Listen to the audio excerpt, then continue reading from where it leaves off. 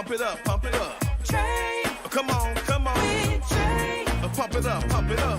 It's the day with This is the day to gain inspiration, to make a positive change in the nation. We're inviting you to partake in conversation, to raise your vibration. It's the day that we will all celebrate all of our peeps that make this thing elevate. Watch the negative fade away, cause it's the day with Trae.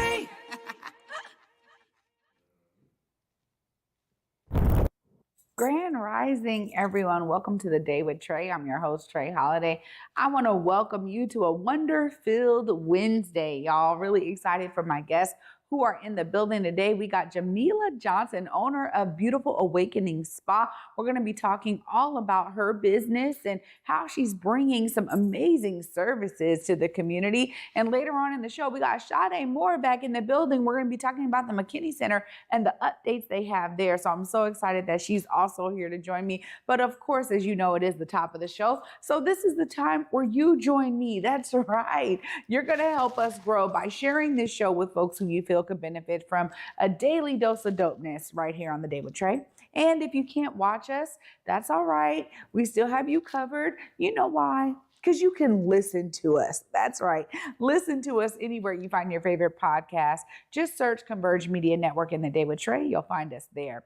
Well, up first, we have Jamila Johnson in the building from Beautiful Awakening Spa. Hi, Jamila. Hi, it's so nice to be here and so nice to meet you. Yeah, it's so great to have you here. It's really interesting too. I was just saying, like, before we even had you scheduled, someone I know, one of my best friends and her daughter were able to come to your spa.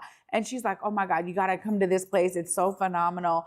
That word of mouth means a lot. So we're going to get into how that helps your business. But tell us about those beginnings. What made you start a spa? Yeah, so I go back to 2008. I was just graduating school for interior design and I practiced for a little bit, but I really didn't feel fulfilled. So I said, well, what is it? What are those natural gifts that I really felt inclined to pursue? And I just kept going back to massage therapy, just a way that I can help people and really just meet their needs, but also just at a soul level, help people heal.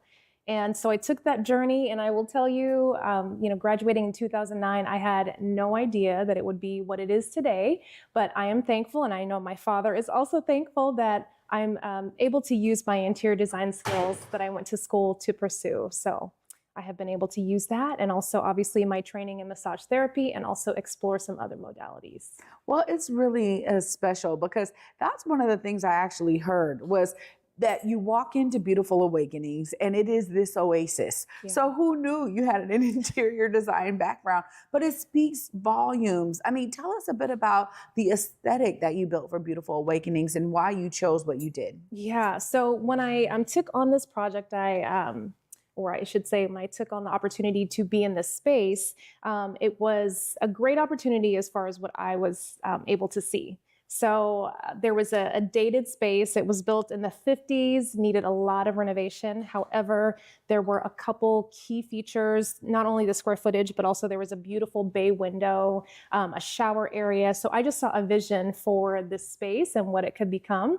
And I said, you know what? I trust God. I know that He is going to absolutely be with me on this journey. So I said, yes, signed the lease. And here we are 3 years later, and it is now officially done.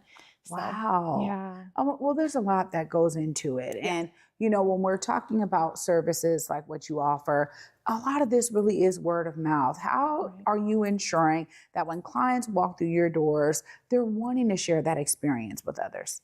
So ever since I was a little girl, I love surprises, I love birthdays, I love celebration, and I love celebrating people. So the way that I've operated my business is it's not always about nickel and diming, it's about impact. So when someone comes in, a lot of clients, I'm sure they know now, but they've seen my social media, but I will surprise people on their birthdays with a little, candle and a cupcake, and have them intentionally blow out a candle, make a wish.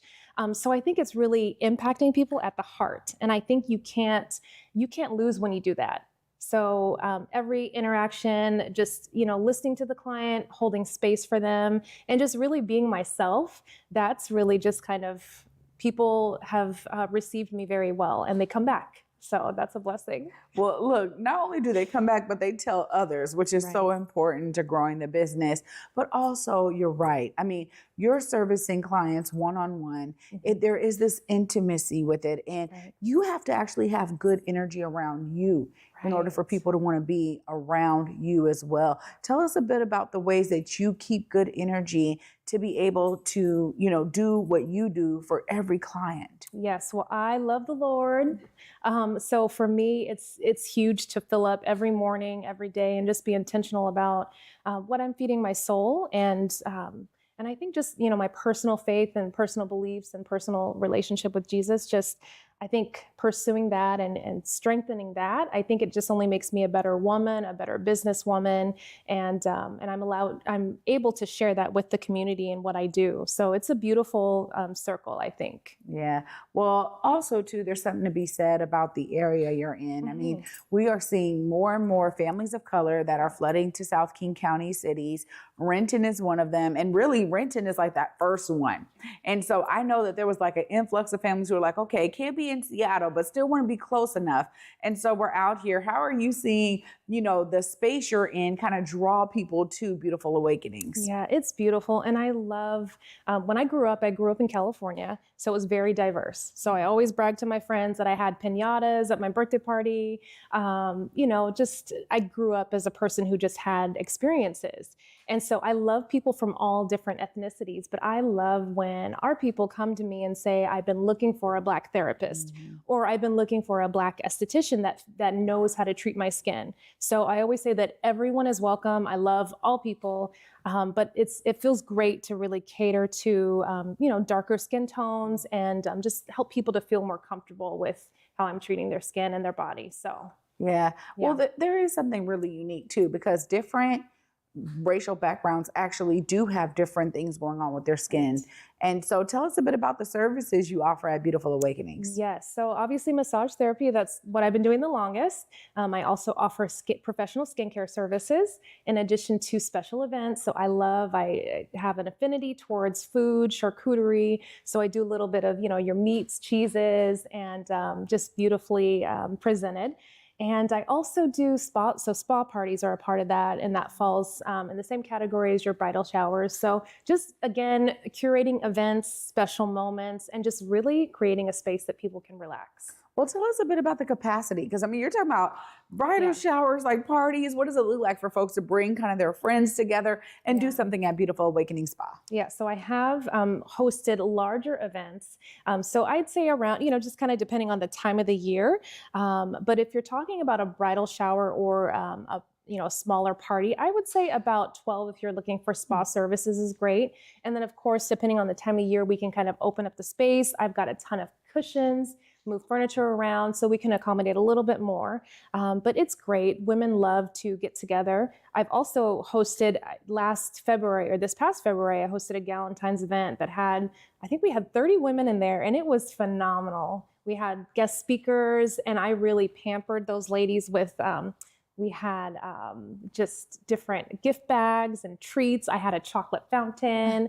I had a dear friend come in as a Black Cupid, and he handed out roses to all the ladies. So it was a really special occasion, and just really, again, reiterating self-love, self-care, pampering. So I'm just having fun in the space and just really eliciting self-love and just, champagning in that. So, yeah.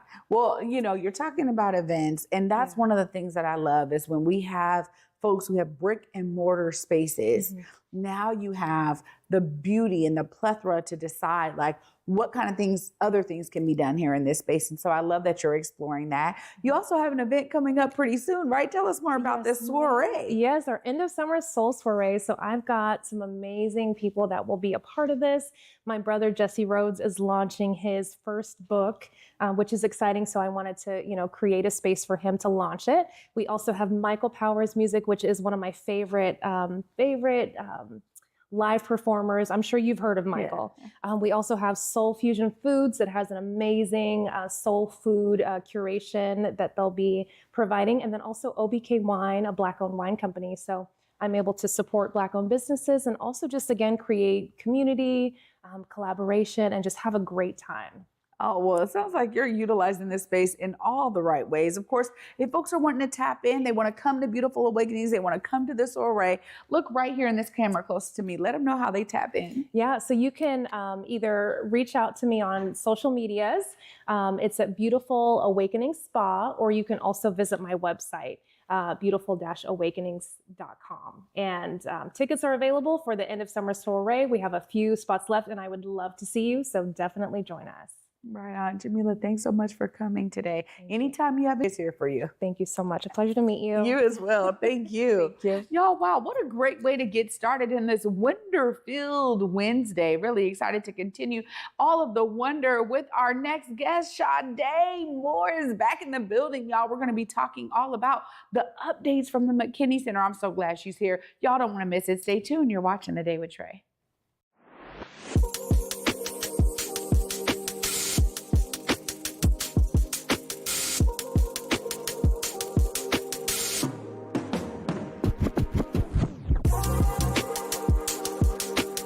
I learned about the ANU program through many different community organizations. The program, they're very good at making sure that you meet the right people. My favorite part would have to be the community building and also the volunteer opportunities as well. I've been working on my physical health a lot more. I've been intentional about that, and they're very big on that. I'm still learning how transformational it is because there's just so much opportunity. It's a great program and they will support you. Visit the link at the end of this video to learn more.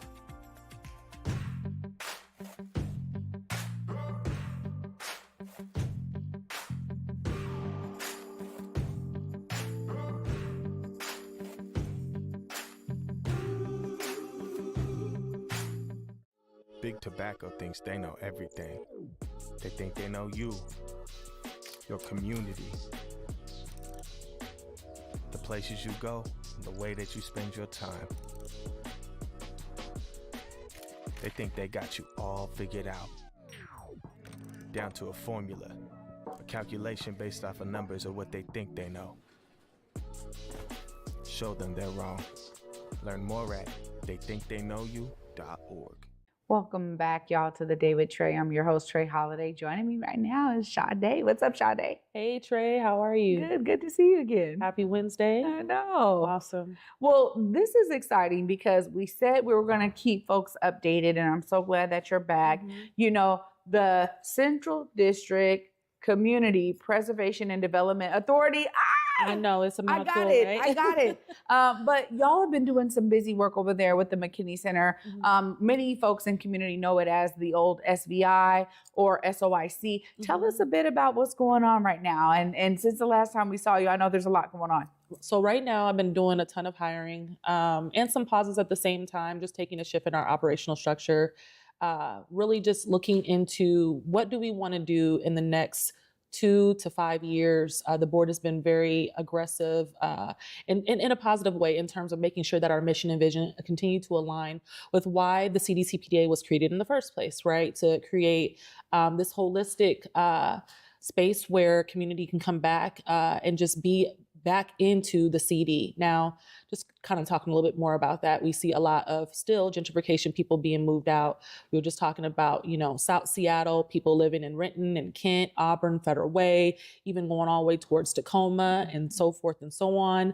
So we just want to bring those businesses, those resources back into the heart of the city. And that's what's really keeping me empowered to continue doing this work today. Well, it's really great because I think, you know, for so long, there was this volunteer kind of entity. And now y'all have been able to build staff. And as a CEO, tell us what that's meant to you. Because I know that so much in terms of building a new organization is what are the roles we need? How have y'all been identifying those needs? So the way I've been identifying it just really through studying what does the building need to keep thriving? How can we continue to bring those resources back in? Obviously, I can't do it alone. I will say that since my appointment back in August of 2023, I've been charged up with extending, you know, my footprint and figuring out the best possible way to ensure that I'm not being overworked, right? And also my board is not being overworked. As you recalled, in 2020, when we were formed, we were a working board. And then last year when I was appointed, I wanted to continue to move the board to what they needed to be, which was a board of governance. So right now we have a financial specialist, we have an admin and operations specialist, we have a facilities supervisor, an IT and network administrator, and we just got in a community engagement coordinator, which is super amazing. Somebody just to really be in the mix of what's happening in our community, so we can table, so we can present exactly what we're doing to support me. This is again why I'm here today. So there's just so much powerful work going on behind the scenes that I really want the community to know about. Yeah, well, this is really great too, because I know that getting folks who have been either connected to community is so key for your vision and your mission, what you're here to do. That siren. Okay. You ready? It's still there.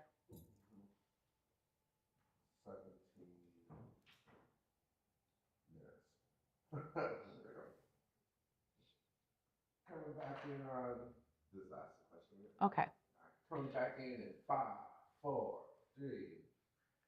Well, I do know that it's been really important for you to build the right team with any type of startup organization. So tell us a bit about how you've been identifying those needs and getting the right people on board. So the identification just didn't come from me alone. It came from the board. And that's just really filling out what the needs were pertaining to how we can continue to push the needle forward. And so that obviously I'm not overworked, right? But how can we stretch that by bringing in these powerful individuals with a magnitude of different skill sets to just help continue the business moving forward. So we have an IT and network administrator, we have a facility supervisor, an admin and operations specialist, a community engagement coordinator, and a financial specialist as well that are part of my core team to help us continue to do this work. Well, this is really great because I mean, the last time I spoke to you, I think it was just you. And so this is a lot of growth. Yeah, it is. It was me. And at that point in time, it was then President Gerald Bradford of the board.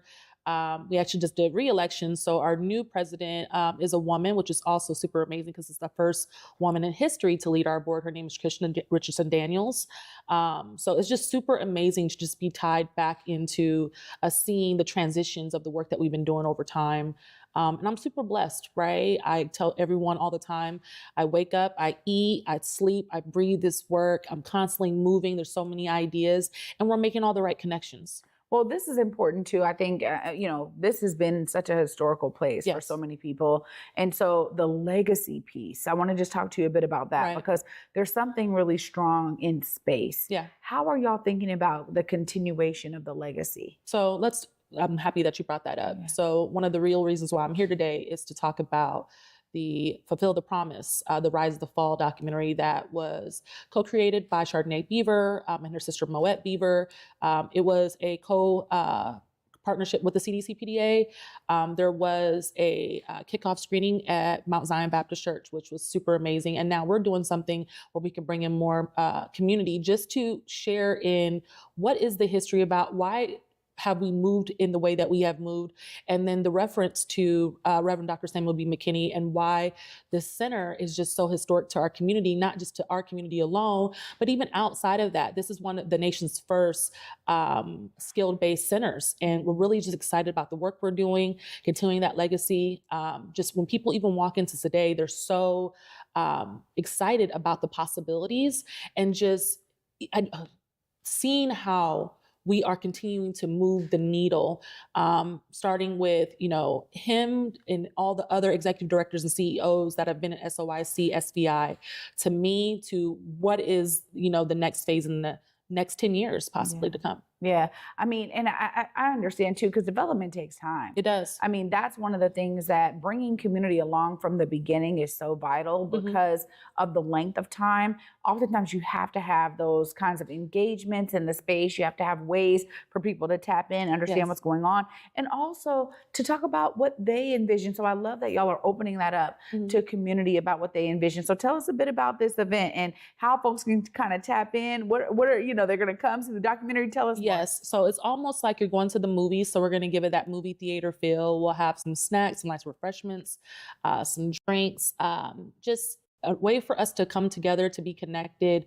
There will be a screening, and then after the screening, there will be a short panel with some members of community just to talk about what we're doing, and then the reference to the CPDA. We'll have some of our boards sharing some updates as well as myself. So, I mean, you just get a little bit of everything. You're watching a good movie, then you're having a really good, powerful discussion after that. Yeah, this is important, Shaude, and I know that your energy has been out here in community. So every time I just got to thank you for everything you're doing. I think when we talk about it takes us all, it really does. It does. It really does. And ultimately, just like you and so many other organizers, we live and sleep and breathe this every single day. And it takes that level of dedication too, because oftentimes this work is decades. It's decades in the making. Yep.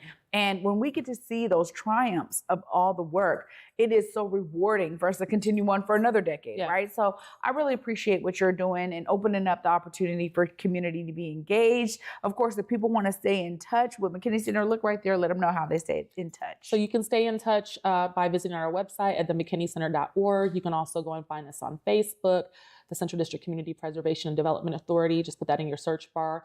And as of this past week, we are now on Instagram. So you can find us on Instagram, Central District _CPDA. Come and follow us, come and tap in, or email us at info@cdcpda.org. Oh, thank you so much, Shaude. Great work. Thank you. Yeah. Wow, y'all. I get to wrap all of this greatness up right after this short break. Stay tuned. You're watching The Day with Trae. Disenrollment is a situation whereby people whose birthright to be indigenous is being stolen from them by politicians that have been elected to lead. Today, the latest or last chapter of the saga concerns the threatened physical ejectment of as many as 21 Nooksack families from their homes. I think it come about by hatred for our family. That's what it's all about. Our bloodline is still here. They can't get rid of us.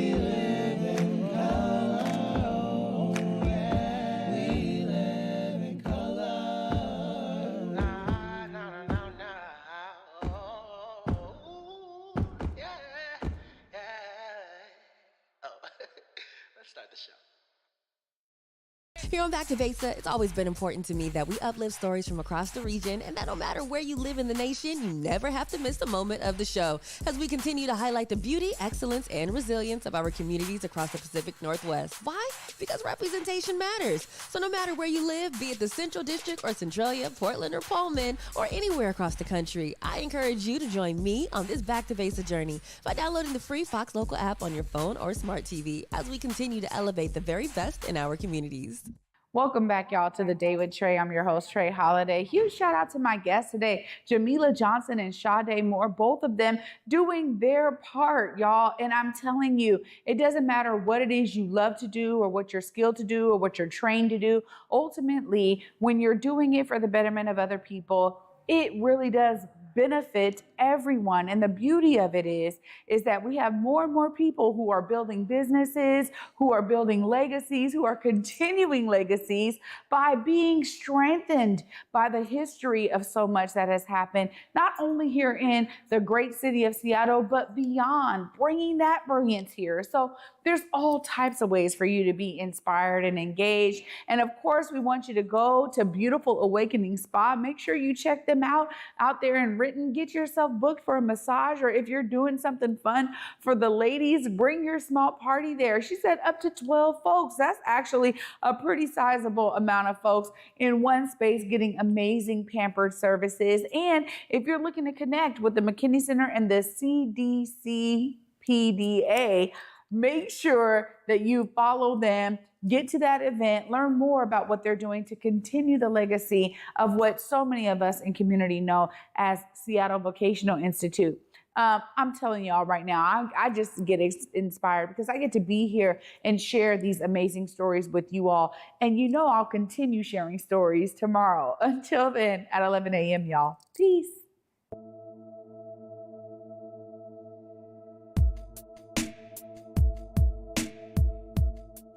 Converge Media produces culturally relevant content for Black and urban audiences. Our coverage is raw, transparent, and objective, praised by community leaders, government officials, and residents.